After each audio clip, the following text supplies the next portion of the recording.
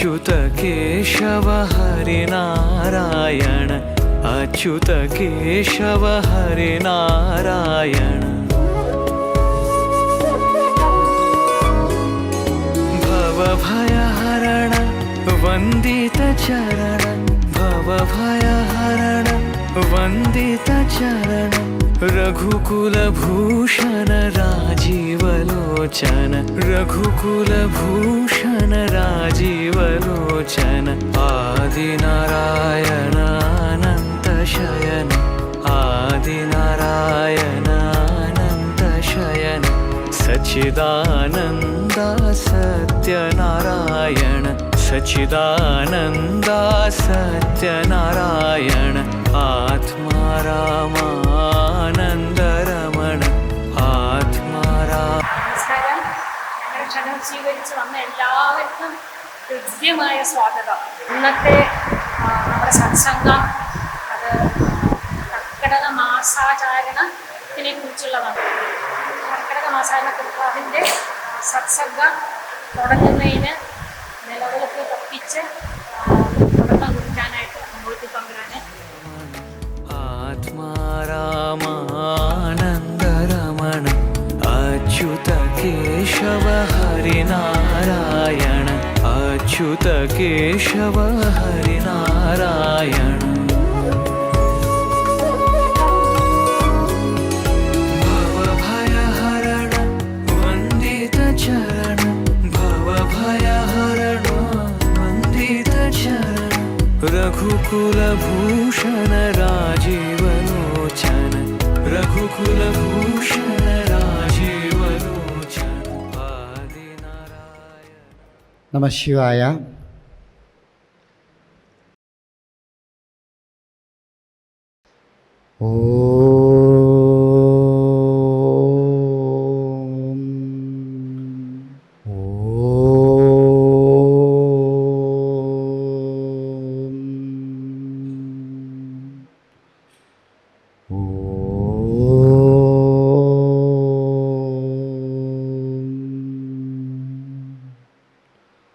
ഓം ധരാധരശ്യാമളാംഗം ചുരികാചാപധാരിണം കിരാതവപുഷം വന്ദേ പരമാത്മാനമീശ്വരം. നാഥമൂർത്തയേ വെട്ടേകര ജപാകുസുമസമപ്രഭാം കരിതചാരുരക്താംഭരാം ജ്വലംബുജംഗഭൂഷണാം മണിലസത്മണിദ്യുതാം വരാഭയകരാഷ്ടമേ കനകകുംഭസ്ഥനി നമാമി വിഷനാശിനി മനസി നാഗയക്ഷിം സദാ. കാളീം മേഘസമപ്രഭാം നൃനയനാം വേതാളകണ്ഠസ്ഥിതാം ഗഡ്ഗം കേടകപാലദാരുകശിരാം കൃത്വാം കരാംഘ്രേയുജ ഭൂതപ്രേതപിശാചമാതസഹിതാം മുണ്ടസ്രജാലങ്കൃതാ വന്ദേ ദുഷ്ടവസൂരികാധിപതാം സംഹാരിണീം ഈശ്വരീം. മേ ശങ്കരോടത്തമേ ശരണം. കൃഷ്ണക്കിടാവേ കൈയാൻ തൊഴുന്നേൻ ആനന്ദമൂർത്തേ അഴകാമുരാനെ എപ്പോഴും ഓമൽ തിരുമേനി കാൺമാൻ കൂപ്പീനു കണ്ണിൽ വരമേകിടേണം. ജഗന്നിവാസ കരുണാമുരാരെ മുകുന്ദഭക്തപ്രിയ വാസുദേവ വരുന്ന ദോഷങ്ങളകന്നു പോവാൻ വരന്തരണേ ഗുരുവായൂർനാഥ. കൃഷ്ണായ നമ. കൃഷ്ണ ശ്രീപത്മനാഭ. എല്ലാവർക്കും നമ്മുടെ നമസ്കാരം. വലിയ സന്തോഷം, ഏറ്റവും വലിയ സന്തോഷം. ഈ പത്മനാഭസ്വാമി ഇവിടെ കിടക്കുന്നുണ്ടല്ലേ, ഈ വിരിഞ്ഞ് ശേഷശായിയുടെ മേലെ കിടക്കുന്ന പത്മനാഭസ്വാമിക്ക് 3 പ്രാവശ്യവും വിളക്ക് തെളിയിക്കാനുള്ള മഹാഭാഗ്യം നമുക്ക് കിട്ടി. അത് പറഞ്ഞറിയിച്ചാലും പോരാ. ഇതൊക്കെ ഒരു മഹാഭാഗ്യമല്ലേ, ഏതോ ജന്മത്തിലെ സുഹൃതം. അതുകൊണ്ട് അങ്ങനെ ഒരു ഭാഗ്യം ഉണ്ടായി, അതാദ്യം പറയട്ടെ. ഇനി നമ്മുടെ സത്സംഗത്തിലേക്ക് പോവുക. സത്സംഗത്തിലേക്ക് പോകുന്നതിന് മുമ്പ് എല്ലാവരുമായിട്ടും ആദ്യം ചെറിയൊരു വിശദീകരണം. കാരണം നമുക്ക് 3 തരം ഉണ്ടല്ലേ, സത്സംഗം ചെയ്യാം, പ്രഭാഷണം ചെയ്യാം, പ്രസംഗം ചെയ്യാം. ഇത് 3ൻ്റെയും വ്യത്യാസം ആദ്യം നമ്മൾ മനസ്സിലാക്കാൻ വേണ്ടിയിട്ടാണ് അപ്പോൾ പറയണത്. പ്രഭാഷണം, നമ്മളിപ്പോൾ ഒരു സ്ഥലത്ത് നമ്മൾക്ക് പ്രഭാഷണം ഉണ്ട്. എന്താ പ്രഭാഷണം? ഒരു സ്ഥലത്ത് പോയി അവിടെ ഏത് പ്രഭയെ കാണുന്നോ അതേക്കുറിച്ച് ഭാഷിക്കുക. ഇപ്പോൾ നമ്മൾ ഒരു സ്ഥലത്ത് പോകണം. ഇപ്പോൾ മഹാവിഷ്ണു ക്ഷേത്രത്തിലാച്ചാൽ അവിടെ പോയി ആ ഭഗവാനെ കണ്ടു. ഭഗവാനെക്കുറിച്ച് 1000 നാവുള്ള അനന്തന് പോലും സാധ്യമല്ല. എങ്കിലും അവിടെ പോയി ആ ഭഗവാന്റെ പ്രഭയെക്കുറിച്ച് നമ്മൾ ഭാഷിക്കുമ്പോൾ അത് പ്രഭാഷണം, പ്രസംഗം. ഈ പ്രഭാഷണത്തിന് പ്രത്യേകിച്ച് പറയില്ല, ഒരു ആചാര്യൻ. പ്രഭാഷണത്തിന് ആചാര്യനാണ്. ആരാണോ ആ പ്രഭയെക്കുറിച്ച് ഭാഷിക്കുന്നത് അദ്ദേഹം ആചാര്യനാണ്. രണ്ടാമത്തത് പ്രസംഗം. പ്രസംഗം എന്താ? ആദ്യം നമുക്കൊരു വിഷയം തരികയാണ്. ഇപ്പോൾ നേരത്തെ കൂട്ടി ഒരു വിഷയം തന്നു. ആ വിഷയത്തെക്കുറിച്ച് ഘോരം പഠിച്ച് അതിനെക്കുറിച്ച് എല്ലാവർക്കും പറഞ്ഞു കൊടുക്കുക. അതിനെക്കുറിച്ച് ആ സംഘത്തിൽ മുഴുവൻ പ്രകാശിപ്പിക്കുക. അതാണ് പ്രസംഗം. മനസ്സിലായില്ലേ? അപ്പോൾ പ്രഭാഷണം ചെയ്യുന്നൊരു വ്യക്തി ആചാര്യനാണ്. പ്രസംഗം ചെയ്യുന്ന വ്യക്തി ശ്രീമാനാണ്. ശ്രീമാൻ, ശ്രീമതി. പ്രസംഗം ചെയ്യുന്ന വ്യക്തി. പ്രഭാഷണം ചെയ്യുന്ന വ്യക്തി ആചാര്യനാണ്. ഇതിൽ രണ്ടിൽ നിന്ന് വ്യത്യാസമാണ് സത്സംഗം. അപ്പോൾ സത്സംഗം എന്ന് വെച്ചാൽ എന്താ? സജ്ജനങ്ങൾ കൂടുക, സത്കാര്യങ്ങൾ ചർച്ച ചെയ്യുക. അതാണ് സത്സംഗം. അവിടെ ഒരു ആചാര്യനോ ശ്രീമാൻ ശ്രീമതിയോ അങ്ങനെ ഒന്നുമില്ല. നമ്മളെല്ലാവരും ആ പരമാത്മാവിൽ നിന്ന് വന്ന ഒരാത്മചൈതന്യമാണ്. അപ്പോൾ നമ്മളിൽ മുഴുവനും ആ പരമാത്മാവിൻ്റെ ചൈതന്യം നിറഞ്ഞിരിക്കുന്നു. അപ്പോൾ നമ്മളെല്ലാവരും കൂടി ഒരു സംഘമായി ചേർന്ന് സത്കാര്യങ്ങളെക്കുറിച്ച് ചർച്ച ചെയ്യുക. ഇതാണ് സത്സംഗം. അപ്പോൾ ഇവിടെ ആരൊരാൾക്കും ഇല്ലാലേ കേമത്തം. ഇവിടെ കേമത്തം ഒരാളേ ഉള്ളൂ, സാക്ഷാൽ ഭഗവാൻ അല്ലേ? ആ ഭഗവാനെ കുറിച്ച് ചർച്ച ചെയ്യുന്ന നമ്മളെല്ലാവരും കൂടി ചർച്ച ചെയ്യുക. അതാണ് സത്സംഗം. പ്രഭാഷണം നമ്മൾക്ക് കേട്ടിരിക്കാനേ പറ്റൂലേ? പ്രസംഗം നമുക്ക് കേട്ടിരിക്കാനേ പറ്റുള്ളൂ. സത്സംഗം അങ്ങനെയല്ല. സത്സംഗത്തിൽ നമ്മളെ തിരിച്ചറിയണം. കാരണം ഇതിൽ ഓരോരുത്തർക്കും അറിവുണ്ട് അല്ലേ? ആർക്കാ അറിവില്ലാത്തത്? ആരിലാണോ ഈശ്വരൻ ഇല്ലാത്തത് അവർക്ക് അറിവില്ല. അപ്പോൾ നമ്മളിൽ ഈശ്വരൻ ഇല്ലായല്ലേ? ഈശ്വരൻ ഇല്ലാത്ത ഒരു കാലമേ നമ്മളിൽ വരുള്ളൂ. നമ്മളുടെ ആത്മാവ് ആ പരമാത്മാവിൽ ലയിക്കുമ്പോൾ അപ്പോൾ നമ്മളിലത്തെ ശിവൻ പോവും. അപ്പം നമ്മൾ ആരായി? അപ്പം നമ്മുടെ എത്ര ഉറ്റവരാണെങ്കിലും ഉടയവരാണെങ്കിലും പറയും എപ്പോഴാ എടുക്കുക അല്ലേ? കഴിഞ്ഞു, അത്രയേ ഉള്ളൂ ബന്ധം. അപ്പോൾ ബന്ധം ഈ സ്ഥൂലത്തിനല്ല, സൂക്ഷ്മത്തിനാണ്. ആ സൂക്ഷ്മം ആ ജഗതീശ്വരൻ്റെയാണ്, നമ്മുടെ ആരുടെയും അല്ല. അപ്പോൾ ആ ജഗതീശ്വരൻ നമ്മളിൽ എല്ലാവരിലും ഉണ്ട് അല്ലേ? പണ്ഡിതൻ മുതൽ പാമരൻ വരെ എല്ലാവരിലും ആ ജഗതീശ്വരനുണ്ട്. ആ ജഗതീശ്വരനെ മനസ്സിലാക്കാൻ അന്ന് എല്ലാ യോഗീശ്വരന്മാരും നമ്മുടെ ഒരു ഭാഗത്ത് കൂട്ടി സംസാരിച്ച് ഉരുത്തിരിഞ്ഞതാണ് നമ്മുടെ ഐതിഹ്യങ്ങളും പുരാവൃത്തങ്ങളും പുരാണങ്ങളും എല്ലാം. അതാണ് നമ്മളെല്ലാം എന്നെന്നും അഭിമാനിക്കേണ്ട സനാതന ധർമ്മത്തിൻ്റെ അടിസ്ഥാനം. മനസ്സിലായില്ലേ? അപ്പോൾ നമ്മൾ എന്നെന്നും അഭിമാനിക്കണം. മഹാഭാഗ്യം, ജന്മാന്തര പുണ്യം, ഏതൊക്കെയോ ജന്മത്തിൽ ചെയ്ത സുഹൃതം, നമ്മൾ ആ സനാതന ധർമ്മത്തിനെ പിന്തുടരാനുള്ള ഓരോ കണികകളായി ഈ ഭൂമിയിൽ വന്നു എന്നുള്ളത് ആലോചിച്ച് നോക്കൂ. എത്ര വലിയ പുണ്യം അല്ലേ? സനാതനധർമ്മം അത്രയും വലിയ പുണ്യമാണ്. ഒരിക്കലും ഒരാളെയും ബന്ധിപ്പിക്കുന്നില്ല. സ്വതന്ത്ര ചിന്തിതരായി സ്വതന്ത്രരായി അവനവൻ്റെ അകക്കാമ്പിലുള്ള ഈശ്വര ചൈതന്യത്തെ പുറത്തു കൊണ്ടുവന്ന് ആ ചൈതന്യത്തിൽ വിരാജിക്കുന്ന ഒരു അവസ്ഥയാണ് സനാതനധർമ്മം അല്ലേ? അതുകൊണ്ടാണ് അതിന് നാശമില്ലാത്തത്. സനാതനധർമ്മം ഒരിക്കലും നശിക്കില്ല എന്ന് നമ്മുടെയൊക്കെ ശ്രേഷ്ഠരായ ഋഷീശ്വരന്മാർ അല്ലെങ്കിൽ നമ്മളുടെയൊക്കെ മുൻപുള്ള പിതൃക്കൾ, കാരണവന്മാർ എല്ലാവരും പറയണു സനാതനധർമ്മം നശിക്കില്ല, സനാതനധർമ്മം നശിക്കില്ല, നാശമില്ലാത്തതാണ്. എന്തുകൊണ്ട് നാശമില്ലാത്തതാണ്? ഈ ഭൂമിയിൽ ജീവിക്കുന്ന എല്ലാ ജീവനിലും ഉണ്ട് സനാതനധർമ്മം. എന്ന് ഭൂമിയിൽ ജീവചൈതന്യം ഇല്ലാതാവുന്നു അന്നേ നശിക്കണുള്ളൂ അല്ലേ? എന്ന് ഭൂമിയിൽ ജീവചൈതന്യം ഇല്ലാതാവുന്നു അന്നാണ് നശിക്കുന്നുള്ളൂ സനാതനധർമ്മം. കാരണം ഓരോ ജീവനിലുമുണ്ട് സനാതനധർമ്മം അല്ലേ? നമ്മൾ കൃഷ്ണനെ കാണാൻ പോകുമ്പോൾ മനുഷ്യരൂപത്തിലുള്ള കണ്ണനെയല്ലേ കാണുന്നത്? ഒന്ന് ആലോചിക്കൂ അല്ലേ? നമ്മളെപ്പോലെ കയ്യും കാലും മുഖമൊക്കെ ഉള്ള കണ്ണൻ അല്ലേ? നമുക്ക് മഹാവിഷ്ണു എന്ന് പറഞ്ഞാൽ കൂടി തോന്നില്ല ആ ഒരു സന്തോഷം. ഉണ്ണിക്കണ്ണൻ, നമ്മുടെ കണ്ണൻ, എൻ്റെ കണ്ണൻ എന്നൊക്കെ പറയുമ്പോൾ അല്ലേ നമുക്ക് ആ സ്നേഹം വരിക. എങ്ങനെയാണ് അതുണ്ടാവണത്? മനുഷ്യനായിട്ട് തന്നെ. നിങ്ങൾ മനുഷ്യനാണ്, നിങ്ങൾ നിങ്ങളിലൊരാളായി കണ്ണനെ കാണുന്നത് കൊണ്ടാണ് അല്ലേ? ശിവൻ, വിഷ്ണു, കൃഷ്ണൻ, രാമൻ, എന്താണ് അങ്ങനെ ഓരോരോ മൂർത്തിയും മനുഷ്യരൂപത്തിലല്ലേ നിങ്ങൾ വെച്ച് ആരാധിക്കുന്നത്. ഇപ്പോൾ ഇവിടെ നമ്മൾ ചെരുപ്പിക്കാവിൽ കാണുന്നുണ്ടല്ലേ?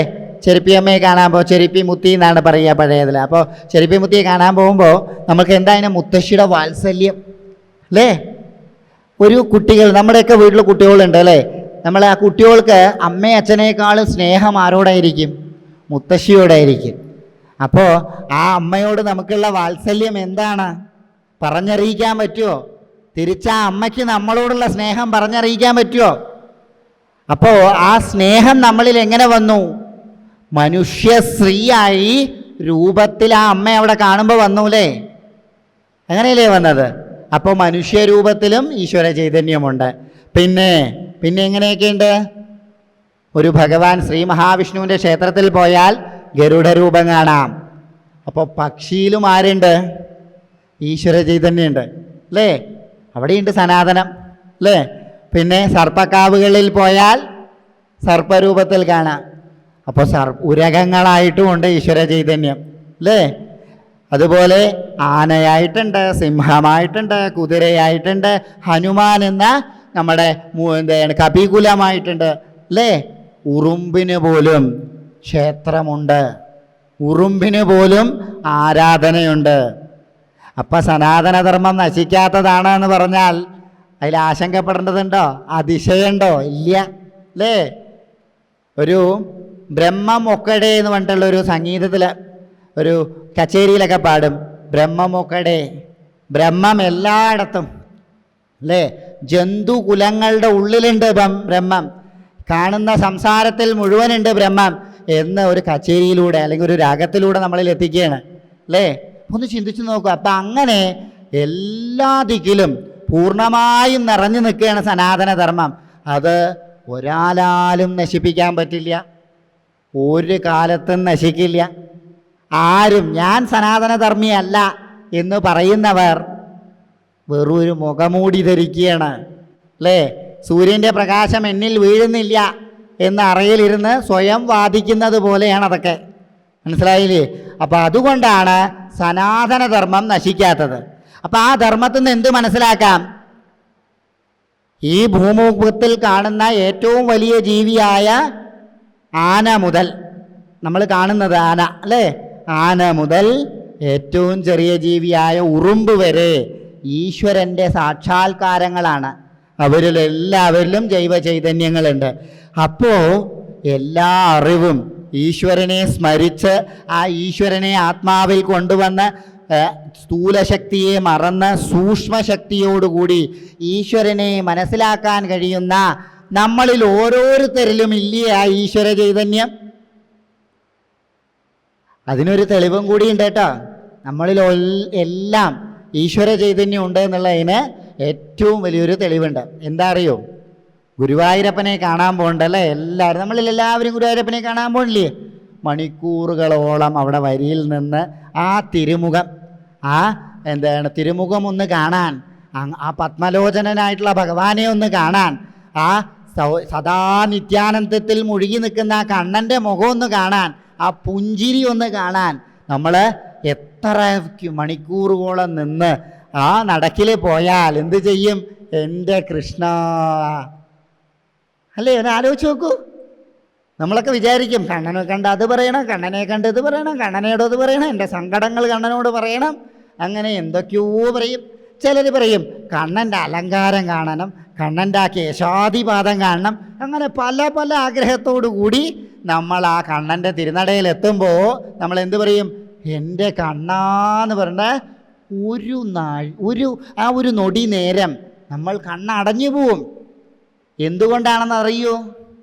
ആർക്കെങ്കിലും അറിയോ അത് എന്തുകൊണ്ടാണെന്ന്? കണ്ണൻ എവിടെയാണ്? നമ്മുടെ ഹൃദയകമലത്തിലാണ് കണ്ണനുള്ളത് അല്ലേ? ശരീരത്തിലെ ഒരു അവയവമല്ലാതെ എന്നാൽ ശരീരത്തിനെ മുഴുവനായും ബാധിക്കുന്നതായ ഒരു ഏറ്റവും വലിയ ഒരു അവയവമായിട്ടൊരു ശരീരത്തിലില്ല എങ്കിൽ അവയവത്തിനെ മുഴുവനായിട്ടും ബാധിക്കുന്ന ഒരു ഭാഗമാണ് മനസ്സ് അല്ലേ? ആ മനസ്സിൽ ആരുണ്ട്? സാക്ഷാൽ വൈകുണ്ഠവാസനുണ്ട്, കണ്ണനുണ്ട് അല്ലേ? ആ ഉണ്ണി ഗോപാലനുണ്ട്. അപ്പം ആ ഉണ്ണി ഗോപാലൻ ആ വിഗ്രഹം, തൻ്റെ വിഗ്രഹം കാണുമ്പോൾ ഇവിടെ നിന്ന് ആ വിഗ്രഹത്തിലേക്ക് പോകുന്നു. കൂടെ ആര് പോയി? നമ്മുടെ ആത്മാവ് പോയി അല്ലേ? ഒരു നൊടി നേരം കൊണ്ട് നമ്മുടെ ആത്മാവ് ആ പരാത്മാവിലേക്ക് പോയി തൊട്ട് തിരിച്ചു വരും. അതുകൊണ്ടാണ് നിങ്ങളെല്ലാവരും ഒന്ന് ആലോചിക്കുക. ഗുരുവായൂർ പോയി തൊഴുതതിന് ശേഷം ആ ഗുരുവായൂരിൽ എന്താ കണ്ടതെന്ന് ആലോചിച്ചാൽ നിങ്ങൾക്ക് കൃത്യമായി ഓർമ്മിക്കാൻ സാധിക്കുമോ? ആ ശ്രീലകത്ത് എന്താ കണ്ട്, അല്ലെങ്കിൽ എന്താണ് ആ ശ്രീലകത്ത് നമ്മൾ ശ്രദ്ധിച്ച് ആർക്കെങ്കിലും ഒരാൾക്ക് ആ കൃത്യമായിട്ട് ഓർക്കാൻ പറ്റുമോ? കാരണം എന്താ? നമ്മുടെ ആത്മാവ് ആ പരാത്മാവിൽ ലയിച്ചു, എന്നിട്ട് തിരിച്ചു വന്നു അല്ലേ? അതിനെയാണ് പറയണത് സായുജ്യം. ആ ദർശനത്തിൽ നമ്മൾക്ക് സായുജ്യം കിട്ടി. അപ്പം അങ്ങനെ ആ ശക്തി ചൈതന്യം നമ്മളുടെ ഓരോരുത്തരുടെയും ഉള്ളിലുണ്ട്. ആ നമ്മൾക്കെല്ലാം അറിവുകളുമുണ്ട്. ഈ അറിവുകൾ നമ്മൾ ഉപയോഗിക്കുന്നില്ല. മനസ്സിലായില്ലേ? ഈ അറിവുകൾ നമ്മൾ ഉപയോഗിക്കുന്നില്ല. മനസ്സിലായില്ലേ?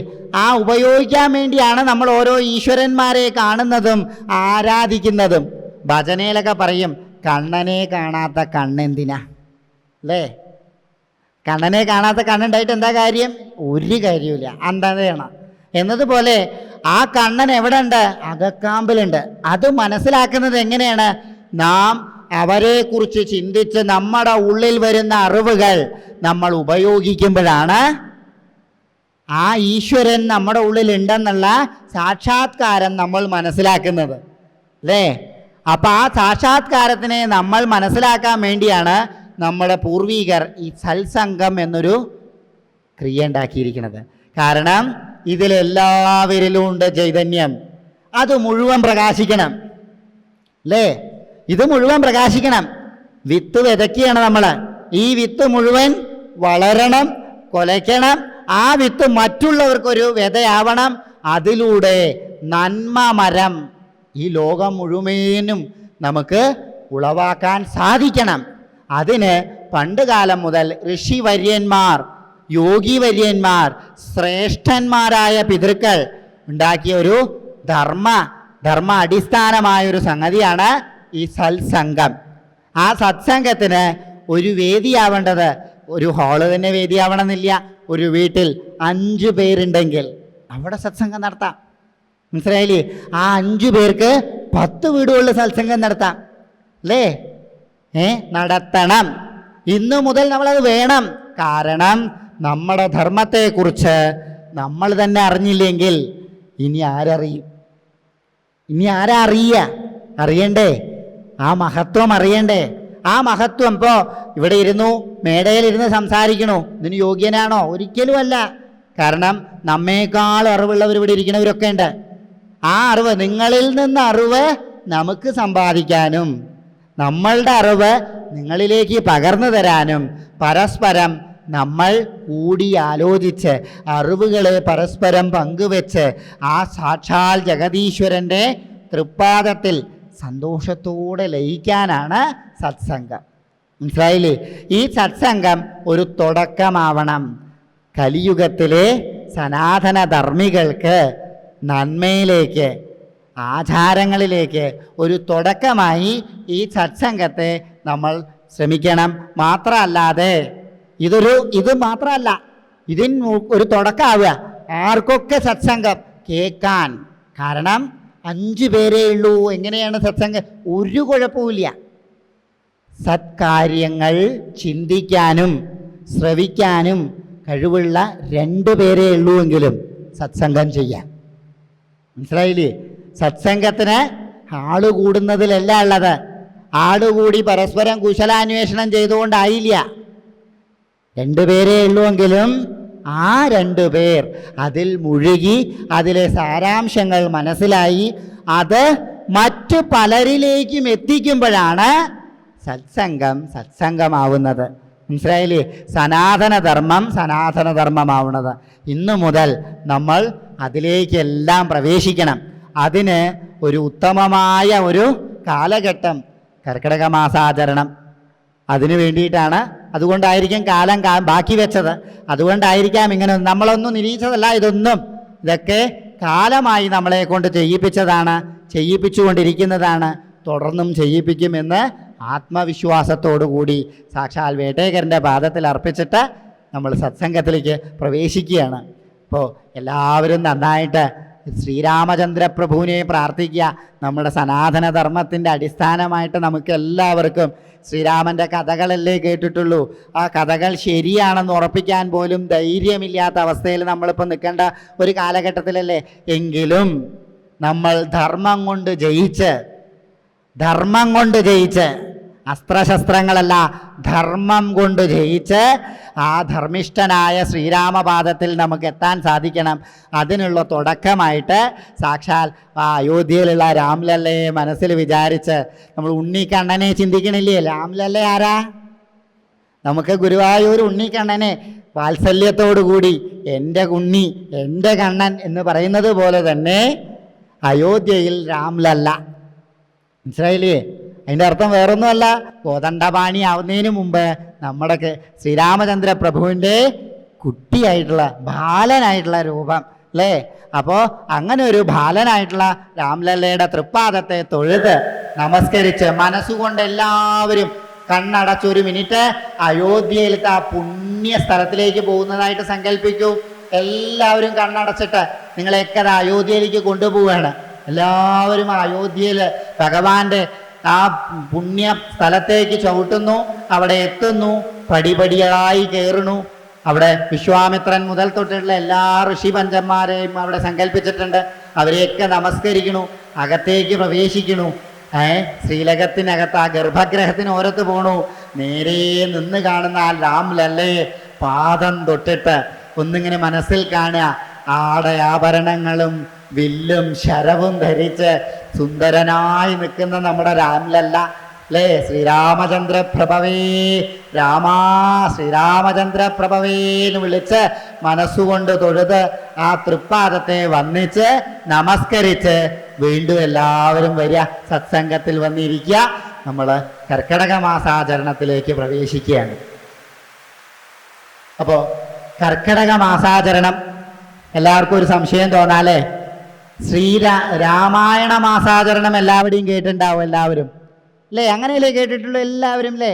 രാമായണ മാസാചരണം അങ്ങനെ എല്ലാ ദിക്കിലും വെക്കാറുള്ളൂ അല്ലേ? നാം തന്നെയാണ് പറഞ്ഞത് കർക്കിടക മാസാചരണം എന്ന് വെക്കാൻ. കാരണം അതിലൊരുപാട് നമുക്ക് മനസ്സിലാക്കാനുണ്ട്. കർക്കിടക മാസാചരണത്തിനെ കൊണ്ട് ഒരുപാട് മനസ്സിലാക്കാനുണ്ട്. കർക്കിടക മാസത്തിനുള്ള പ്രത്യേകത പറഞ്ഞുതരാം. ഏറ്റവും കൂടുതൽ ഇന്നത്തെ കർക്കിടകം അതിന് യോജ്യമാണോ എന്ന് ചോദിച്ചാൽ നമുക്ക് പറയാൻ കുറച്ച് വിഷമങ്ങളുണ്ട്. കാരണം പ്രകൃതിയോട് നമ്മൾ കാണിക്കുന്ന ക്രൂരത കൊണ്ട് പ്രകൃതി തിരിച്ച് ക്രൂരത കാണിച്ചാൽ നമുക്കൊന്നും താങ്ങില്ല കേട്ടോ. ക്രൂരത കാണിക്കുന്നില്ല, പ്രകൃതി ഇടയ്ക്കൊന്ന് ഓർമ്മിപ്പിക്കുകയാണ്. മനുഷ്യ, നീ ചെയ്യുന്നത് നിനക്കുള്ള നാശമാണ് എന്ന് പ്രകൃതി ഓർമ്മിപ്പിക്കുകയാണ്. പക്ഷേ ആരുണ്ട് പഠിക്കാൻ അല്ലേ? ആരുണ്ട് പഠിക്കാൻ? ജനിപ്പിച്ച അച്ഛനും അമ്മമാരെ പോലും നോക്കാൻ വയ്യാതെ ഓർഫണേജുകളിൽ കൊണ്ടുവിടുന്ന അങ്ങനെയുള്ളൊരു സമൂഹമാണിന്ന്. പിന്നെ പ്രകൃതിയെ ആരെങ്കിലും സ്നേഹിക്കുമോ? ആലോചിച്ച് നോക്കൂ അല്ലേ? അങ്ങനെയുള്ള കാലം. അതിനെ മാറണമെങ്കിൽ എന്താണ് പ്രകൃതി, എന്താണ് നമ്മൾ മനുഷ്യൻ എന്ന് നമ്മൾ ചിന്തിക്കേണ്ടിയിരിക്കുന്നു. അതിന് കർക്കിടക മാസം ഒരു അടിസ്ഥാനമാണ്. ഈ കർക്കിടക മാസം എന്നാൽ ഉള്ള ഏറ്റവും വലിയ പ്രത്യേകത പഞ്ഞമാസമാണ്. കർക്കിടക മാസം പഞ്ഞമാസമാണ്. ഇത് എല്ലാവരും മനസ്സിലാക്കാനാണ് കേട്ടോ. നാളെ ഓരോരുത്തരും ചോദിക്കുന്ന ചോദ്യത്തിന് നിങ്ങൾ ഉത്തരം പറയണം. കാരണം ഇന്ന് സനാതനധർമ്മത്തിനൊക്കെ പലരും ചോദ്യം ചോദിച്ചുകൊണ്ടിരിക്കുകയാണ് അല്ലേ. നിങ്ങളെന്താ അങ്ങനെ, നിങ്ങളുടെ ദൈവങ്ങൾ ബഹുദേവതയാണ്, ഇതിനൊക്കെ നിങ്ങൾക്ക് ഉത്തരം പറയാൻ പറ്റണം. നിങ്ങൾ ഉത്തരം പറയുന്നത് കേട്ട് ഇനിയുള്ള തലമുറകൾക്ക് ഉത്തരം പറയാൻ പറ്റണം. മനസ്സിലായില്ലേ? ആ സൗഭാഗ്യം നമുക്ക് മാത്രമേ ഉള്ളൂ, വേറെ ആർക്കും ഇല്ല. അപ്പം അത് മനസ്സിലാക്കണം. അപ്പം അതിന് വേണ്ടിയിട്ടാണ് ഇതൊരു തുടക്കം കുറിക്കുന്നത്. അപ്പം ഈ കർക്കിടക മാസത്തിൽ പഞ്ഞമാസം എന്ന് പറയാൻ കാരണം ഇന്നത്തെ IT മേഖലയൊന്നും ഒന്നുമില്ല. മനസ്സിലായില്ലേ? അപ്പം ഇന്നത്തെ IT മേഖല ആയതുകൊണ്ട് നമുക്ക് വീട്ടിലിരുന്നും ജോലി ചെയ്യാം അല്ലേ. അന്ന് അതൊന്നും ഇല്ല. അപ്പം അന്ന് എന്താ ഉള്ളത്? അവനവൻ പുറത്തു പോയി ജോലി ചെയ്ത് തന്നെ ജീവിക്കണം. ആ ജീവിക്കുമ്പോൾ ഈ മഴ ഇടയ്ക്കിടയ്ക്ക് വരിക പോവുക, ഒരു ജോലിയും ചെയ്യാൻ പറ്റില്ല, ആർക്കും സഞ്ചാരയോഗമല്ല. അങ്ങനെ എല്ലാവരും കലശലായി മുട്ടിക്കൊണ്ടിരിക്കുന്ന മാസമാണ് പഴയ കർക്കിടക മാസം കേട്ടോ. പഴയ കർക്കിടക മാസം അതെടുത്തു പറയേണ്ടതാണ്. അപ്പോൾ ഈ കർക്കിടക മാസത്തിൽ പഞ്ഞമാസം എന്ന് പറയുന്നതും അതുകൊണ്ടാണ്. കാരണം കർക്കിടക മാസത്തിൽ ഈ പറഞ്ഞ പോലെ ഒരു കർമ്മങ്ങൾ നടക്കുന്നില്ല, ഒരു ജോലികൾ നടക്കുന്നില്ല, സമ്പാദ്യങ്ങളില്ല, ക്രയവിക്രയങ്ങളില്ല. അപ്പം എന്തായി? എല്ലാവരും ബുദ്ധിമുട്ട് അനുഭവിക്കുന്ന മാസമാണ് അല്ലേ. പലതരത്തിലും ആവാം. ധനം മാത്രമല്ല, ധനം, ധാന്യം, ഐക്യവും കൂടി ഇതിൽ ഏറ്റവും വലിയ പ്രശ്നമാണ്. ഒന്ന് ചിന്തിക്കുക. ഒരാൾ ഇപ്പം കാലത്ത് ജോലിക്ക് പോണു, വൈകുന്നേരം വന്നു ചേരണു, ആ വൈകുന്നേരം ഇരുന്ന് കുറച്ച് 2 വാക്ക് സംസാരിച്ചു, ശേഷം കടന്നുറങ്ങി, പിറ്റേ ദിവസം രാവിലെ ജോലിക്ക് പോണു. ഇങ്ങനെ ആവുമ്പോൾ അവിടെ വലിയൊരു അലോഹ്യം ഉണ്ടാവണില്ല. അതേ രീതിക്ക് രാവിലെ തൊട്ട് വൈകുന്നേരം വരെ ആ വീട്ടിലിരുന്നാൽ എന്തെങ്കിലും ഒരു കാര്യത്തിൻ്റെ പേരിൽ അലോഹ്യം വരും, വാക്ക് തർക്കം വരും അല്ലേ. അപ്പം അങ്ങനെയും. അപ്പം ധനം മാത്രമല്ല, ധനം, ധാന്യം, ഐക്യം, ആരോഗ്യം. അപ്പോൾ ധനം, ധാന്യം, ഐക്യം, ആരോഗ്യം, ഈ 4നും പ്രശ്നമുണ്ടത്രേ. മനസ്സിലായില്ലേ? ഈ 4നും പ്രയാസമുള്ളൊരു കാലഘട്ടമാണ് ഈ പറഞ്ഞ കർക്കിടക മാസം. അപ്പോൾ ഈ 4നും ഇങ്ങനെ പ്രയാസമുള്ള കാലഘട്ടം ആവുമ്പോൾ ആദ്യം നാം ഒരു കാര്യം പറയേണ്ടായില്ലേ. നമ്മുടെ ശരീരത്തിലെ അവയവമല്ലെങ്കിലും ശരീരത്തെ മുഴുവനായും നിയന്ത്രിക്കുന്ന, അസുഖങ്ങൾ ഉണ്ടാക്കുന്നതും ഇല്ലാതാക്കുന്നതുമായ ഒരു ശരീരത്തിൻ്റെ ഭാഗമാണ് മനസ്സ് അല്ലേ. അപ്പം ആ മനസ്സ് എല്ലാവർക്കും എന്താവും? മാനസികമായി എല്ലാവരും ദുരിതത്തിലാവും. മനസ്സിലായില്ലേ? അപ്പോഴാണ് ഇന്നത്തെ പോലെ, ഇന്നിപ്പോൾ പറയും അതിനൊരു പുതിയൊരു വാക്ക് പറയാം, ഹൈപ്പർ ടെൻഷൻ അല്ലേ. എല്ലാവരും അങ്ങനെയുള്ളൊരു അവസ്ഥയിലായി ഹൈപ്പർ ടെൻഷനിലേക്ക് പോകും. ഹൈപ്പർ ടെൻഷനിലേക്ക് പോയാൽ എന്തായി? BP പ്രശ്നമായി, പ്രമേഹം പ്രശ്നമായി, ഷുഗർ പ്രശ്നമായി അല്ലേ. BPയും ഷുഗറും ഉണ്ടെങ്കിൽ പിന്നെ എല്ലാ രോഗവും വരെയായി അല്ലേ. പിന്നെ വിരുന്നുകാർക്ക് ബുദ്ധിമുട്ടൊന്നുമില്ല. അതൊക്കെ എന്തുവെന്ന് വന്നു? മാനസികമായി നമ്മൾ അസ്വസ്ഥമാവുമ്പോൾ, മനസ്സിന് സ്വസ്ഥത ഇല്ലാതെ വരുമ്പോൾ മനസ്സ് അസ്വസ്ഥമാവുന്നു. അസ്വസ്ഥമാവുമ്പോൾ പല രോഗങ്ങളുണ്ടാവുന്നു. അപ്പോൾ കർക്കിടക മാസത്തിൽ ആരോഗ്യ പ്രശ്നം ഉണ്ടാവുന്നു. ഇതിൽ വേറൊരു കാര്യം കൂടിയുണ്ട്. മനുഷ്യ ശരീരം മറ്റുള്ള ജീവജാലങ്ങളിൽ നിന്ന് വിശേഷിച്ചിട്ടാണ് ഭഗവാൻ സൃഷ്ടിച്ചിരിക്കുന്നത്. കാരണം നമ്മുടെ ശരീരത്തിന് എന്തൊന്നിനെയും പ്രതിരോധിക്കാനുള്ള ശക്തിയുണ്ട് അല്ലേ. പ്രതിരോധ ശക്തിയുള്ള ജീവവർഗം മനുഷ്യനാണ്. മനസ്സിലായില്ലേ? ഇപ്പം അത് കുറഞ്ഞു വരാൻ തുടങ്ങി. പ്രതിരോധ ശക്തി ഇല്ലാതെയാണ് ഇപ്പം പ്രശ്നം. അപ്പോൾ പ്രതിരോധ ശക്തിയുള്ള ജീവവർഗം എന്ന് പറയുന്നത് മനുഷ്യനാണ്. ആ മനുഷ്യൻ്റെ പ്രതിരോധ ശക്തി മാനസികമായി തളരുമ്പോൾ പ്രതിരോധ ശക്തി കുറയുന്നു. പ്രതിരോധ ശക്തി കുറയുമ്പോൾ പല രോഗത്തിനും ഒരു ചവിട്ടുപടിയാവുന്നു. അത് ഈ കർക്കിടക മാസത്തിൽ പലതരത്തിലുള്ള വൈറസുകൾ ഉണ്ടാവും അല്ലേ. നമ്മുടെ രീതിക്ക് പറഞ്ഞാൽ പലതരത്തിലുള്ള ദുർജീവാണുക്കൾ ഉണ്ടാവും. മനസ്സിലായില്ലേ? അപ്പോൾ ദുർജീവാണുക്കൾ ഉണ്ടാവുന്നതിനാണ് നമ്മൾ പറയുക ബാധിതമായ ദോഷങ്ങൾ ഉണ്ടാവുക, ബാധകൾ ഉണ്ടാവുക.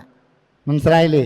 അപ്പോൾ സൂക്ഷ്മ ജീവാണുക്കളായാലും സൂക്ഷ്മമല്ലാത്തതായാലുള്ള പല തരത്തിലുള്ള ജീവാണുക്കൾ ഈ സമയത്തുണ്ടാവും. അതുകൊണ്ടാണ് ഇപ്പോൾ ഒക്കെ ശ്രദ്ധിച്ചറിയാലേ, വൈറസ് ഫീവർ വരുന്നു, കോളറ വരുന്നു, മഞ്ഞക്കാമാല വരുന്നു. എന്താ അങ്ങനെ ഉണ്ടാവുന്നത്? ദൂഷിച്ച ജലം നിൽക്കുന്നു, മാലിന്യജലം.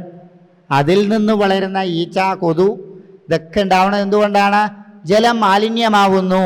ശുദ്ധജലം വന്ന് കെട്ടിനിന്ന് മാലിന്യമായി. ഇതൊക്കെ ഉണ്ടാവുന്നത് എപ്പോഴാണ്? ഈ കാലഘട്ടത്തിലാണ്. അപ്പം നമ്മുടെ പ്രതിരോധ ശക്തി പോയാൽ നമ്മൾ എന്തു ചെയ്യും? ഇത് പെട്ടെന്ന് നമ്മളെ ബാധിക്കും. പെട്ടെന്ന് നമ്മളെ ബാധിച്ചാൽ നമ്മുടെ അവസ്ഥ എന്താവും? നമ്മൾ തളർന്നു പോവും അല്ലേ? ശരീരമായിട്ടും മാനസികമായിട്ടും നമ്മൾ തളർന്നു. അതിൻ്റെ ഇടയിൽ ധനവും ധാന്യവും കൂടി കുറഞ്ഞു, ഐക്യവും കുറഞ്ഞു. അപ്പം എന്തായി? ഒരു കുടുംബം നാശത്തിലേക്ക് പോവും അല്ലേ? ഇത് പ്രകൃതിദത്തമാണത്, നടക്കും, നടന്നുകൊണ്ടിരിക്കുന്നു. ഈ ഒരു അവസ്ഥയെ കണ്ട് നമ്മുടെ മുമ്പുള്ള പിതൃക്കൾ, ഗുരു കാരണവന്മാർ എന്തു ചെയ്തു? ഋഷി പരമ്പരകൾ നമുക്ക് വേണ്ടിയിട്ട് തരപ്പെടുത്തി തന്ന ഏറ്റവും വലിയ സൗഭാഗ്യമാണ് ഈ മാസത്തിൽ നമ്മൾ ഒരു ആചാരത്തെ കരപ്പിടിക്കുന്നത് അല്ലേ? അപ്പോൾ ഒരു ആചാരത്തിനെ നമ്മൾ ഈ മാസത്തിൽ ബലപ്പെടുത്തിയാൽ, ആ ആചാരത്തിലൂടെ മുന്നോട്ട് പോയാൽ നമ്മൾക്ക് മറ്റൊരു ചിന്തയിലും മുഴുകേണ്ടി വരില്ല അല്ലേ? മറ്റൊന്നിലേക്ക് മുഴുകേണ്ടി വരില്ല. അപ്പം നമ്മുടെ മനസ്സിന് ദൃഢത വരും.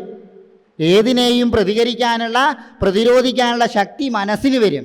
മനസ്സിന് വന്നാൽ എന്തിനു വരും? ശരീരത്തിന് വരും. ശരീരവും മനസ്സും സജ്ജമായാൽ പിന്നെ നമുക്ക് എന്ത് വേണം? ഒന്നും വേണ്ട, ബാക്കിയൊക്കെ തനിയെ വന്നോളും അല്ലേ? ബാക്കിയൊക്കെ തനിയെ വന്നോളും. അപ്പോൾ ശരീരവും മനസ്സുമാണ് സജ്ജമാക്കേണ്ടത്. ഇപ്പോഴത്തെ അതിനൊരു ഉദാഹരണവും കൂടി പറഞ്ഞുതരാം, അപ്പം നിങ്ങൾക്ക് പെട്ടെന്ന് മനസ്സിലാകും. ഇപ്പോൾ ഏറ്റവും കൂടുതലും തൊഴിൽ മേഖല IT മേഖലയാണ് അല്ലേ? എല്ലാവർക്കും അറിയുന്ന കാര്യമാണ്. ഏറ്റവും വലിയ തൊഴിൽ മേഖല ഇപ്പോൾ IT മേഖല. ഏറ്റവും കൂടുതൽ ആൾക്കാർ അതിലാണ്. ചെറുപ്പം മുതൽ എല്ലാ കുട്ടികളും അതിലാണ്. നല്ലോണം സമ്പാദ്യം, നല്ല ജീവിതം, ഒരു സെറ്റിൽഡ് ആവണമൊക്കെ അങ്ങനെയാണ്. ആ IT മേഖലയിലെ ജീവനക്കാരെ നോക്കുക. അവരെ തീവ്രമായി കഷ്ടപ്പെട്ട് പണിയെടുപ്പിക്കും. ശേഷം ഒരു ദിവസം എല്ലാം അടിച്ചു പൊളിച്ച് സന്തോഷിച്ചോടാൻ പറയും അല്ലേ? സകലവും മറന്ന് ആനന്ദിക്കാനായിട്ട് അവർക്ക് ഒരു ദിവസം കൊടുക്കും. എന്തിനാ അത് ചെയ്യണത്? ഒന്ന് ചിന്തിച്ചു നോക്കൂ. എന്തിനാ അത് ചെയ്യണത്? മനസ്സും ശരീരവും എല്ലാം സജ്ജമാവാൻ അല്ലേ? സജ്ജമായാലാണ് വീണ്ടും അതുപോലെ പണിയെടുക്കാൻ പറ്റൂ അല്ലേ? ഇത് വിദേശികൾ എവിടെ നിന്ന് മനസ്സിലാക്കി? നമ്മുടെ ഭാരതഖണ്ഡത്തിൽ നിന്ന് മനസ്സിലാക്കി അല്ലേ? ആ ആചാരത്തെയാണ് നമ്മൾ നിലനിർത്താൻ പറയണത്. പക്ഷെ അത് എങ്ങനെ നിലനിർത്തണം നമുക്കറിയില്ല അല്ലേ? അറിയാനൊന്നുമില്ല. വലിയ തരത്തിൽ നിങ്ങൾക്ക് ഭാഗവതം വായിച്ചോ രാമായണം വായിച്ചോ വലിയ വലിയ സംസ്കൃത പണ്ഡിറ്റായിട്ട് പറഞ്ഞു തരാനൊന്നും നമുക്കറിയില്ല. സുലഭമായി നമ്മുടെ വീടുകളിൽ വളരെ സുലഭമായി ചെയ്യേണ്ടത് പറഞ്ഞു തരാനേ അറിയൂ. പക്ഷേ അത് ചെയ്താൽ മതി, നമ്മളവിടേക്ക് എത്തും. മനസ്സിലായില്ലേ? അത് ചെയ്താൽ മതി, നമ്മളെ കൊണ്ട് എത്തും. പണ്ട് പറയില്ലേ, മയിലാടിനെ കണ്ടിട്ട് കോഴിയാടിയ തല പൂവും പറയും എന്ന പോലെ എല്ലാവരും ചെയ്യണമെന്നുണ്ട്. നമ്മൾ ചെയ്താൽ നമ്മൾ വീഴും. അറിഞ്ഞുകൊണ്ട് നമ്മൾ ചെയ്യുന്നത് നന്മയാണെങ്കിൽ അത് പ്രകാശിക്കും അല്ലേ? ഇപ്പം നമുക്ക് പ്രകാശിപ്പിക്കാൻ കുറവ് അറിവാണ്. പ്രകാശത്തെ കെടുത്താനേ നമുക്കറിയൂ അല്ലേ? നമുക്കൊരു വിശേഷമാണെങ്കിൽ നമുക്ക് പ്രകാശത്തിനെ അണച്ചേ ശീലമുള്ളൂ, പ്രകാശം തെളിയിച്ച ശീലമില്ല. അതിലേക്കൊക്കെ നമ്മൾ വരണം. നമ്മുടെ പഴയ ആചാരത്തിലേക്കൊക്കെ നമ്മൾ വരണം. പക്ഷെ അതൊക്കെ നമുക്ക് ഇനിയും അതിനൊക്കെ നമ്മൾ ഓരോരോ ഇതുപോലെ സത്സംഗങ്ങൾ വെച്ച് അതിലേക്കൊക്കെ എത്താം. എങ്കിലും ഈ കർക്കിടക മാസ ആചരണം അങ്ങനെ ഒരു വർഷം വരെയുള്ള നമ്മുടെ മാനസിക സമ്മർദ്ദത്തെ കുറയ്ക്കാനും ശരീരത്തിനും മനസ്സിനും ആരോഗ്യം നൽകാനും തുടർന്ന് വീണ്ടുമുള്ള 11 മാസം സജീവമായി പ്രവർത്തിക്കാൻ വേണ്ടി തയ്യാറാവാൻ നമ്മളെ പ്രേരിപ്പിക്കാൻ, നമ്മളെ ആചരിപ്പിക്കാൻ ചെയ്യുന്ന ഒരു മാസമാണ് ഈ കർക്കിടക മാസം. അതാണ് ഇതിൽ നടക്കുന്ന ആചാരങ്ങളുടെയൊക്കെ അടിസ്ഥാനം. ഇനി ആ ആചാരങ്ങൾ എന്താ? ഇതിനെ രാമായണ മാസം എന്ന് പറയണു അല്ലേ? ഈ രാമായണ മാസവും കർക്കിടക മാസവും കർക്കിടകവും രാമായണവും തമ്മിൽ എന്താ ബന്ധം? ഇവിടെ എല്ലാവരും രാമായണം വായിക്കുന്നവരല്ലേ? കർക്കിടക മാസത്തിനെ കുറിച്ച് രാമായണത്തിൽ എന്തെങ്കിലും പറഞ്ഞു കേട്ടിട്ടുണ്ടോ? നമ്മുടെ അറിവിലില്ല കേട്ടോ. എങ്കിലും ആർക്കെങ്കിലും കേട്ടിട്ടുണ്ടോ? കേൾക്കാൻ പോരാ, നമ്മുടെ അറിവിലും ഇല്ല. പിന്നെ വേറെ ഏതെങ്കിലും മഹത് ഗ്രന്ഥങ്ങളുണ്ടോയെന്നറിയില്ല. എങ്കിലും കർക്കിടക മാസവും രാമായണവും തമ്മിലൊരു ബന്ധമൊന്നുമില്ല. പക്ഷേ കർക്കിടക മാസ ആചരണത്തിൽ രാമായണം വേണം. എന്തുകൊണ്ട് വേണം? ഒരു മനുഷ്യൻ കടന്നു പോകുന്ന എല്ലാ മേഖലകളും രാമായണത്തിലുണ്ട് അല്ലേ? ഒരു മനുഷ്യൻ, അത് സ്ത്രീയാവട്ടെ പുരുഷനാവട്ടെ, ജീവിതത്തിൽ പല കഥാപാത്രങ്ങളായി ജീവിക്കേണ്ടി വരും. നമ്മളുടെ ഈ ജീവിതം ഒരരങ്ങാണ് അല്ലേ? ഇതൊരു കാലചക്രം എന്ന ഒരു സദസ്സിൽ നിറഞ്ഞാടിക്കൊണ്ടിരിക്കുകയാണ് നമ്മളെല്ലാവരും ഓരോ വേഷം ഇട്ടിട്ട് അല്ലേ? ഈ വേഷം നമ്മളെല്ലാവരും ഒരു വേഷമാണോ ഇടുന്നത്? ഇതിലെല്ലാവരും പല വേഷം ഇടുന്നുണ്ട്. പറയാന്നായി ഞാൻ ഇങ്ങനൊരു വേഷം ഇടണുള്ളൂ ഇല്ല അല്ലേ? അച്ഛനാണ്, അമ്മയാണ്, സഹോദരനാണ്, അതുപോലെ ജ്യേഷ്ഠനാണ്, അമ്മാവനാണ്, കൂട്ടുകാരനാണ്, മുത്തശ്ശനാണ്, മുതുമുത്തശ്ശനാണ്, അതുപോലെ അമ്മയാവുമ്പോൾ പെങ്ങളാണ്, ഭാര്യയാണ്, കൂടപ്പിറപ്പാണ്, അതുപോലെ തന്നെ കസിൻസാണ്, അതുപോലെ തന്നെ കൂട്ടുകാരിമാരാണ്, മുത്തശ്ശിമാരാണ്, മുതുമുത്തശ്ശിമാരാണ്. ഇപ്പം എത്ര കഥാപാത്രങ്ങളിലൂടെ നമ്മൾ കടന്നു പോണു. ചിന്തിച്ചു നോക്കൂ. നിങ്ങൾ ഓരോരുത്തരും ഇത്ര കാലം വരെ ഞാൻ ഏതൊക്കെ കഥാപാത്രം അഭിനയിച്ച് തീർത്തു ഇരുന്നൊന്ന് ആലോചിച്ച് നോക്കൂ. നമ്മൾ ചിന്തിച്ചിട്ടുണ്ടോ അതുവരെ? അല്ലേ?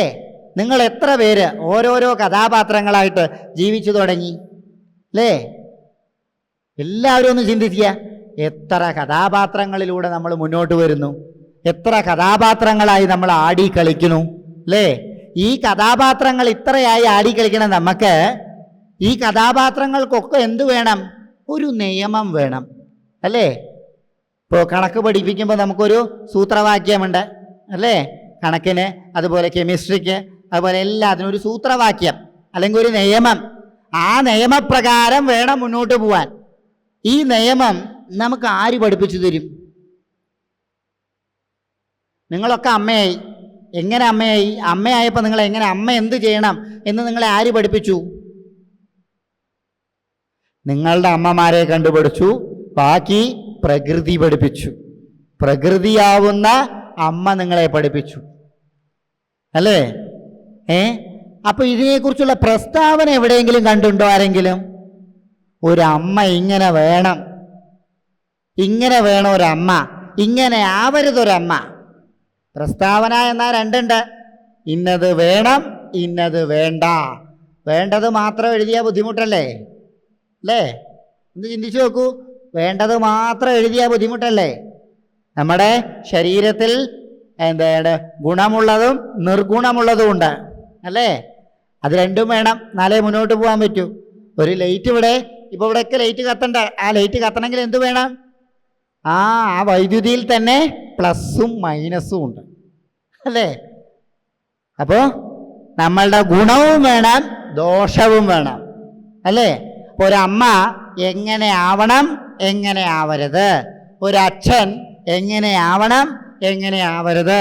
സഹോദരങ്ങൾ എങ്ങനെ ആവണം, എങ്ങനെ ആവരുത്.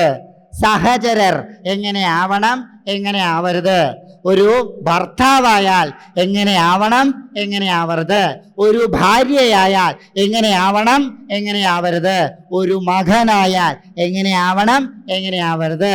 ഒരു തോഴനായാൽ എങ്ങനെ ആവണം, എങ്ങനെ ആവരുത്.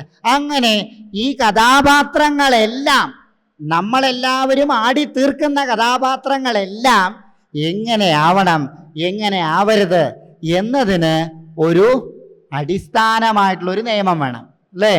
അതെവിടെയെങ്കിലും കണ്ടുണ്ടോ നിങ്ങളെല്ലാവരും? ഒന്ന് ആലോചിക്കൂ. ഇത് മുഴുവൻ രാമായണത്തിലുണ്ട്. നിങ്ങളെ കൊണ്ട് രാമായണം വായിക്കാൻ പറയണത് ഞാൻ രാമായണം വായിക്കാറുണ്ട് എന്ന് പറയാനല്ല, ഇത് മനസ്സിലാക്കാനാണ് അല്ലേ? ഈ കഥാപാത്രങ്ങളെല്ലാം എന്താവണം, എന്താവരുത് എന്ന് മനസ്സിലാക്കാനും അത് ആ കഥാപാത്രത്തിലൂടെ നിങ്ങൾ നയിക്കുമ്പോൾ നിങ്ങൾ എന്താവണം, എന്താവരുത് എന്നറിയാനുമാണ് രാമായണം വായിക്കാൻ പറയണത്. മനസ്സിലായില്ലേ? ഇത് മനസ്സിലാക്കി എത്ര പേര് വായിക്കുന്നുണ്ട്? ഒന്ന് ചിന്തിച്ചു നോക്കൂ അല്ലേ? ബഹു കഷ്ടം അതാണ് അടിസ്ഥാനം. അതാണ്. ഇത് മനസ്സിലാക്കി രാമായണം വായിച്ചാൽ നമുക്ക് മനസ്സിലാവും എന്ത് എങ്ങനെ. അല്ലേ? ഭർത്താവ് യുദ്ധം ചെയ്തുകൊണ്ടിരിക്കുമ്പോൾ ആ തേരിൻ്റെ ഊച്ചാണി അല്ലെങ്കിൽ തേരിൻ്റെ ചക്രത്തിലുള്ള ഊച്ചാണി ഇറങ്ങിപ്പോയപ്പോൾ ഒരു വിരൽ കൊണ്ട് ഊച്ചാണിക്ക് പകരം വെച്ചവളാണ് ഭാര്യ. കൈ തന്നെ ഏകിയവൾ. അല്ലേ? ആലോചിച്ച് നോക്കൂ. അപ്പോൾ ഭാര്യ എങ്ങനെ വേണം?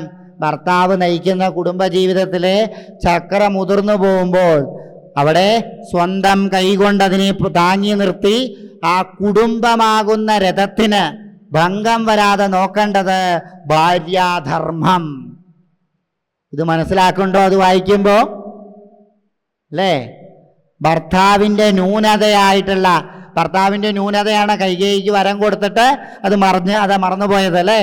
ആ ന്യൂനതയെ മുതലെടുത്ത് കൈകേയി ശ്രീരാമനെ കാട്ടിലയക്കണം എന്ന് പറഞ്ഞപ്പോൾ വരം കൊടുത്തു. അത് ഭർത്താവിൻ്റെ ന്യൂനതയാണ്. ആ ന്യൂനതയെ മുതലെടുത്തുകൊണ്ട് ആ കുടുംബത്തെ തകർക്കാൻ അതൊരു കാരണമായി. അല്ലേ? എന്ന് ആലോചിച്ച് നോക്കൂ. ദശരഥൻ്റെ ആ വലിയൊരു രാജസദസ്സ് തന്നെ തകർന്നത് എങ്ങനെയാണ്? അല്ലേ? രണ്ടും ആരിലുണ്ടായി? ഈ രണ്ടും കൈകേയി എന്ന ആ ഒരു കഥാപാത്രത്തിലുണ്ടായി. നമ്മളിലും ഉണ്ട് കൈകേയിമാരല്ലേ? നമ്മളിലും ഈ രണ്ട് ഗുണങ്ങളും ഉണ്ട്. അപ്പോൾ ഭർത്താവിൻ്റെ ന്യൂനതയെ കണക്കിലെടുത്ത് ആ സദസ്സിനെ നശിപ്പിക്കരുത് എന്നുള്ളത് കാണിക്കുകയാണ് കൈകേയി അവിടെ. അല്ലേ? എന്ന് ആലോചിച്ച് നോക്കൂ. ഈ രീതിക്ക് നിങ്ങൾ ആ രാമായണം വായിക്കുമ്പോൾ ആ ഭാഗങ്ങൾ ചിന്തിച്ചു നോക്കൂ. അല്ലേ? അതുപോലെ തന്നെ ദശരഥനാകുന്ന ചക്രവർത്തിയാണ്. അല്ലേ? ദശരഥൻ അത്ര മഹാനാണ്. 10 ദിക്കിലും ഒരുപോലെ തേർ തെളിച്ച് യുദ്ധം ചെയ്യാൻ കഴിവുള്ള അതിരഥന്മാരിൽ അതിരഥനായ ദശരഥന് എന്തുപറ്റി? തൻ്റേതായ കർമ്മങ്ങളിൽ ധർമ്മം അധർമ്മം തിരിച്ചറിയാൻ ചില കാര്യങ്ങളിൽ വിട്ടുപോയി. പുണ്യപ്രവൃത്തികളൊക്കെ ചെയ്തൂലേ? അദ്ദേഹം ചെയ്യാത്ത പുണ്യപ്രവൃത്തിയില്ല. പുണ്യപ്രവൃത്തികളൊക്കെ ചെയ്തു. പക്ഷേ ആ മുനികുമാരനെ കൊന്നു എന്ന ഒരു ദുഷ്പ്രവൃത്തിയിനാൽ അദ്ദേഹം എന്തായി? പുത്രദുഃഖേ ദിനേ ദിനേ പുത്രദുഃഖം അനുഭവിച്ച് അദ്ദേഹത്തിൻ്റെ സ്വർഗാരോഹണ കാലഘട്ടത്തിൽ പുത്രന്മാരിൽ നിന്ന് വേണ്ടുന്ന അനുഗ്രഹങ്ങളില്ലാതെ അദ്ദേഹം ദുഃഖിക്കേണ്ടി വന്നു. ഇന്നും അങ്ങനെ ദുഃഖിക്കുന്ന എത്ര ദശരഥന്മാർ നമുക്കിടയിലുണ്ട്? അല്ലേ? അപ്പോ അവരുടെ എല്ലാം ജീവിതത്തിൽ ഇപ്പോ പുത്രദുഃഖം കൊണ്ട് ദുഃഖിക്കുന്ന ഒരു ദശരഥൻ ഇതിൽ തന്നെ ഉണ്ടാവാം. അങ്ങനെയുള്ള ദശരഥന്മാരെ എന്ത് ചിന്തിക്കണം? കർമ്മത്താൽ ഞാൻ എന്തോ പാപകർമ്മം ചെയ്തു, ആ ഫലമാണ് ഞാൻ അനുഭവിക്കുന്നത് എന്ന് പറഞ്ഞ് തന്നെ ആത്മവിശ്വാസത്തോടു കൂടി പുറമേ കൊണ്ടുവരാൻ സാധിക്കണം. അതിനാണ് വായിക്കുന്നത്. അല്ലേ? ഒന്ന് ആലോചിക്കുക.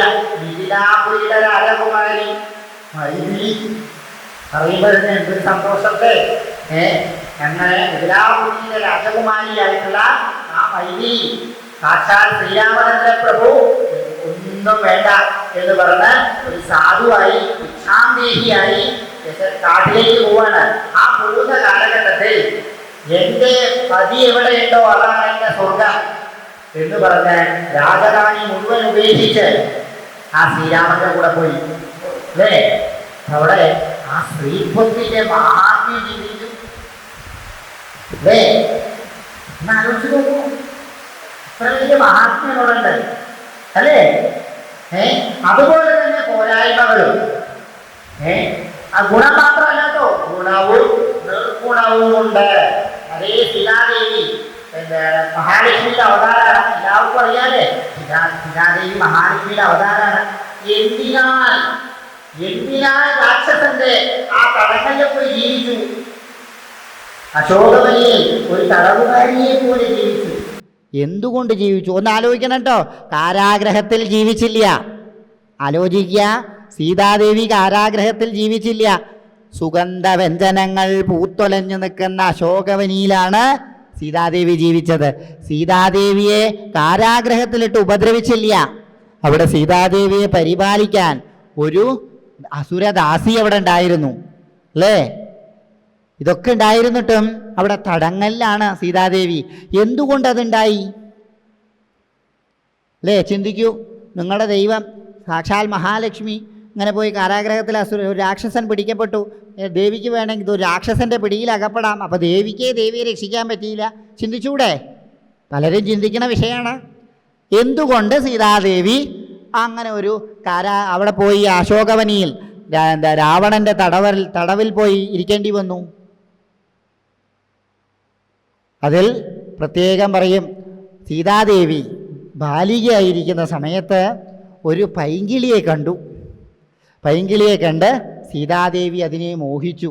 ഉത്തരരാമായണം വായിക്കുന്നവർക്ക് അതറിയുണ്ടോ? സീതാദേവി അതിനെ കണ്ട് മോഹിച്ചു. മോഹിച്ച സീതാദേവി ആ പൈങ്കിളിയെ പിടിച്ച് സ്വർണ്ണക്കൂട്ടിലടച്ച് അതിനെ വളർത്തി. ആ പൈങ്കിളിയുടെ ശാപമാണ് സീതാദേവി അശോകവനിയിൽ പോയി തടവിലിരിക്കേണ്ടി വന്നത്.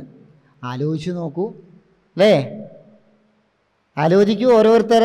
ഒരു പൈങ്കിളി തത്ത സീതാദേവിയെ ശപിച്ച് ആ ശാപം സീതാദേവി അനുഭവിക്കുക. മഹാലക്ഷ്മിയുടെ അവതാരം അനുഭവിക്കുക. അപ്പോൾ ഈശ്വരൻ പോലും അധർമ്മം ചെയ്താൽ അതിനുള്ള ശിക്ഷ ഈശ്വരനും തുല്യമാണ് അല്ലേ? ഇത് മനസ്സിലാക്കിയാൽ നമുക്ക് അധർമ്മം പ്രവർത്തിക്കാൻ പറ്റുമോ? ഇന്ന് മൂർത്തിയേക്കാളും വലിയ ശാന്തിക്കാരുള്ള കാലമാണ് അല്ലേ? ഈശ്വരൻ ഞാൻ തന്നെയാണെന്ന് വധിക്കുന്ന കാലമാണ് അല്ലേ? അപ്പം ആ കാലഘട്ടത്തിൽ ഇത് ചിന്തിച്ചു നോക്കൂ, ഓരോരുത്തരും ചിന്തിച്ചു നോക്കൂ. അപ്പം എന്തിനാണ് രാമായണം വായിക്കാൻ പറഞ്ഞത് അല്ലേ? അതിലെ ഓരോ കഥാപാത്രങ്ങളും നമ്മൾ ഓരോരുത്തരും ഓരോ ജീവിത സാഹചര്യത്തിൽ കടന്നു പോകുന്നതാണ്. അപ്പം അതിൽ എന്ത് പാടും എന്ത് പാടില്ല എന്ന് നമ്മളെ അറിയിക്കാനാണ് രാമായണം വായിക്കുന്നത്. അപ്പം ആ രാമായണം വായനയിലൂടെ നമുക്ക് സച്ചിന്തകൾ ഉണ്ടാവും. എങ്ങനെ ജീവിക്കണമെന്ന് പഠിപ്പിച്ചു തരും, എങ്ങനെ ജീവിക്കരുത് എന്ന് പഠിപ്പിച്ചു തരും. അതാണ് രാമായണം വായന കൊണ്ട് ഉദ്ദേശിക്കുന്നത്. പിന്നെ എത്ര വലിയ ദുരിതം വന്നാലും ഒന്ന് ചിന്തിക്കൂ, മോക്ഷപ്രാപ്തിക്കായിട്ട് ഈ ലോകത്ത് ഒരു നാമജപേ ഉള്ളൂ. എന്താണ് മോക്ഷപ്രാപ്തിക്കുള്ള മന്ത്രം? ഹരേ രാമ രാമ രാമ ഹരേ ഹരേ. എന്താണ് അതിൻ്റെ അർത്ഥം? മോക്ഷപ്രാപ്തിക്ക് ആ ഒരു മന്ത്രമേ ഉള്ളൂ. ശ്രീരാമചന്ദ്രൻ്റെ അനേക മന്ത്രമുണ്ട്, മഹാവിഷ്ണുവിൻ്റെ സഹസ്രനാമമുണ്ട് അല്ലേ? എന്തുകൊണ്ടാണ് ഈ ഹരേ രാമ എന്ന മന്ത്രം മാത്രം മോക്ഷപ്രാപ്തിക്കായിട്ട് നിശ്ചയിച്ചത്? രാമൻ അനുഭവിച്ച ദുരിതം ഈ ഭൂമുഖത്ത് ആരെങ്കിലും അനുഭവിച്ചിട്ടുണ്ടോ? ഉണ്ടെന്ന് പറയാൻ പറ്റുമോ ആർക്കെങ്കിലും? ചിന്തിച്ചു നോക്കൂ. സാക്ഷാൽ മഹാവിഷ്ണുവിൻ്റെ മനുഷ്യാവതാരമാണ് ശ്രീരാമചന്ദ്ര പ്രഭു.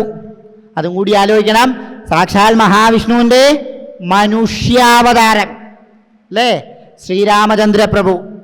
ഒരു പുരുഷൻ ഒരു മനുഷ്യായസിൽ അനുഭവിക്കാവുന്ന ദുഃഖത്തിൻ്റെ 10 മടങ്ങ് അനുഭവിച്ച ത്യാഗത്തിൻ്റെ പ്രതിരൂപമാണ്, പ്രതിപുരുഷനാണ് ശ്രീരാമചന്ദ്ര പ്രഭു അല്ലേ?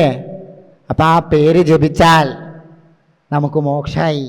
അപ്പം അങ്ങേരെ എത്ര ദുരിതം അനുഭവിച്ചിട്ടുണ്ടാവും ചിന്തിച്ച് നോക്കൂ. നിങ്ങൾ ഓരോരുത്തരും ഒന്ന് ആ ശ്രീരാമൻ്റെ ജീവിതത്തിലേക്ക് ഒന്ന് അകക്കണ്ണുകൊണ്ടൊന്ന് പോയി നോക്കൂ. കരയില്ലേ? കണ്ണ് നിറയില്ലേ? ചക്രവർത്തി കുമാരനായി ജനിച്ച ശ്രീരാമചന്ദ്രപ്രഭു അനുഭവിച്ച ദുഃഖം ഇത്രയേ ഉള്ളൂ എന്നുണ്ടോ? ശ്രീരാമൻ എപ്പോഴെങ്കിലും ഒരു ശാന്തി ഉണ്ടായി അല്ലെങ്കിൽ സമാധാനം ഉണ്ടായി എന്ന് പറയാണ്ടോ? യുഗം കഴിഞ്ഞിട്ടും ഇല്ല. ത്രതായുഗം കഴിഞ്ഞു, ദ്വാപരയുഗം കഴിഞ്ഞു, കലിയുഗത്തിലും അയാൾക്ക് സമാധാനം ഇല്ല അല്ലേ? ഇന്നും ശ്രീരാമനെ കുറിച്ചുള്ള വിവാദം നടന്നുകൊണ്ടിരിക്കുന്നു. ആലോചിച്ച് നോക്കുക അല്ലേ? സ്വർഗാരോഹണം പ്രാപിച്ച് 2 യുഗം കഴിഞ്ഞിട്ടും അദ്ദേഹത്തിനെ കുറിച്ചുള്ള ചർച്ചയ്ക്ക് ഒരു കുറവുമില്ല, അദ്ദേഹത്തിനോടുള്ള ഉപദ്രവത്തിന് ഒരു കുറവുമില്ല അല്ലേ? അപ്പം അദ്ദേഹത്തിൻ്റെ നാമം ജപിച്ചാൽ നമുക്ക് മോക്ഷമല്ലേ കിട്ടുള്ളൂ? ചിന്തിച്ചു നോക്കൂലേ? അദ്ദേഹത്തോളം ഈ ഭൂമിയിൽ ദുഃഖം അനുഭവിച്ച ഒരാളില്ല അല്ലേ? അപ്പം അതുകൊണ്ടാണ് രാമ ജപിച്ചാൽ പാപമൊക്കെ തീർന്നു, മോക്ഷം കിട്ടി എന്ന് പറയണത്. കാരണം അത്രവുമിൽ ദുരിതം. ഇതിൽ നിന്ന് എന്ത് മനസ്സിലാക്കാം? ദുരിതം മുഴുവൻ അനുഭവിച്ച് അതിൽ നിന്ന് എണീച്ച് വരുന്നവർക്കേ മോക്ഷമുള്ളൂ അല്ലേ? കാഞ്ചന സിംഹാസനത്തിൽ ഇരുന്നത് കൊണ്ട് മോക്ഷമില്ല, ദുരിതം അനുഭവിച്ച് അതിൽ നിന്ന് വരുമ്പോഴേ മോക്ഷമുള്ളൂ അല്ലേ? അതാണ് അതിൻ്റെ അർത്ഥം. പിന്നെ അതുപോലെ തന്നെ സ്ത്രീകൾക്ക് മാത്രമായിട്ട് ഒരു മഹത്വം പറയുന്നുണ്ട്. പഞ്ചരത്നങ്ങളെ ദിവസവും സ്മരിക്കുന്ന സ്ത്രീകൾക്ക് മോക്ഷമുണ്ട് അല്ലേ? 5 രത്നങ്ങൾ നമ്മുടെ ഇതിഹാസങ്ങളിലുണ്ട്. ആർക്കെങ്കിലും അവരെക്കുറിച്ച് പറയാനറിയോ? അമ്മ കൃത്യമായി പറഞ്ഞു. അഹല്യ. അഹല്യ ആരാണെന്ന് എനിക്കറിയാം, എല്ലാവർക്കും അറിയും അല്ലേ? അഹല്യ, ദ്രൗപദി, പിന്നെ സീത. എല്ലാവർക്കും അവരുടെ കഥാപാത്രത്തിലേക്ക് പോയി നോക്കുക കേട്ടോ. സീത. പിന്നെ ആരാ? താര. പിന്നെ 5ാമത് മണ്ഡോദരി അല്ലേ? ഈ പേരുകളൊക്കെ ഒന്ന് മനസ്സിലേക്ക് കൊണ്ടുവരൂ, ഒന്ന് ആലോചിച്ച് നോക്കൂ. ഈ അഹല്യ, ദ്രൗപദി, സീത, താര, മണ്ഡോദരി, ഈ 5 രത്നങ്ങൾ അവരെ പഞ്ചരത്നങ്ങൾ എന്നാണ് പറയുക. ഇവരെ 5 പേരെയും സ്ത്രീയായി ജനിച്ച എല്ലാവരും രാവിലെയും വൈകുന്നേരവും സ്മരിക്കണം. എന്തുകൊണ്ടാണ് അത് പറയണ? ഈ ഭൂമിയിൽ അഹല്യ അനുഭവിച്ച ദുഃഖം അല്ലേ? കഥയിലേക്കൊന്നും നാം പോണില്ല. അഹല്യ അനുഭവിച്ച ദുഃഖം പിന്നെ എന്തായി? ശ്രേഷ്ഠതയിലേക്ക് വന്നു. പിന്നെ അടുത്തത് അനുഭവിച്ചത് ദ്രൗപദി അല്ലേ? അവരും ദുഃഖങ്ങളെല്ലാം അനുഭവിച്ചു, പിന്നെ ശ്രേഷ്ഠതയിലേക്ക് വന്നു.